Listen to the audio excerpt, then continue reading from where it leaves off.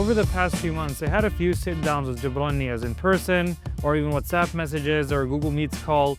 He's the founder and CEO of Utopia Deals. They do around $700 million per year on Amazon, one of the largest Amazon brands out there.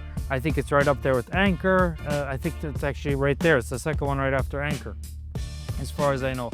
And the conversation was truly insightful. So we're working together. We're possibly going to start a joint venture, but he was kind enough to kind of talk with me on a few things and just have general conversations. And I'm going to share 5 key takeaways that I had with my conversation with him. My name is Jasim. I'm the CEO and founder of Voadera, an Amazon e-commerce marketplace company doing around $100 million per year on marketplaces.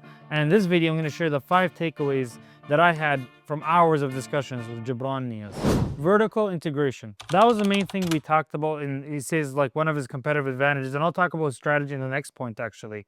But he talks about how he wants to own an entire kind of line, similar, inspired by Amazon, from production all the way to customer, as much as he can and as much as possible. So he used to manufacture in China originally, but then he moved manufacturing to Pakistan. This helped him save money, but it also gave him more control over the process. He's also now the freight forwarder from China to Amazon. He's looking to take that into house. So he's doing the manufacturing in-house, employees in-house.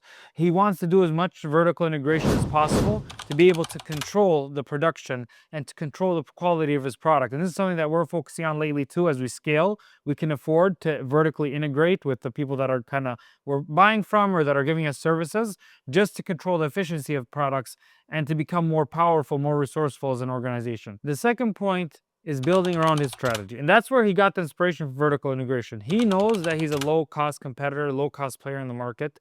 So that's where he makes sure that his entire competitive moat is designed around. He once mentioned, kind of joking, it's like we tried to do the expensive stuff. It didn't work well with our processes. We're designing our own competitive advantages. He's mentioned how, for example, the specific dimensions of the product he makes, he owns the specific utilities to make that and to be able to compete at those millimeters and inches to save the density and beat out competitors on pricing and offer that kind of volume. He mentions other aspects where he does that as well. Even his employee structure, hiring a lot internationally, building software internally to be able to save that. And that's obviously the inspiration of vertical integration, is to be able to drive costs. So the idea here is understanding your strategy, your competitive positioning, and structuring your company around that moat to continue hammering down on that and continue winning through your strategy. The third thing was having a pod versus matrix structure. Now, we do matrix. So matrix is basically like we're having someone handle the PPC and then we have someone else handle the supply chain. The same product,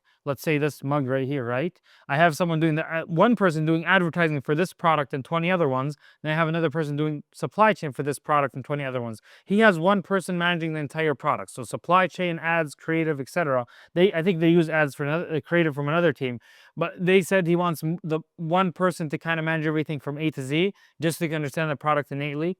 That probably works well with him doing such high volume on singular products, like millions of units a month.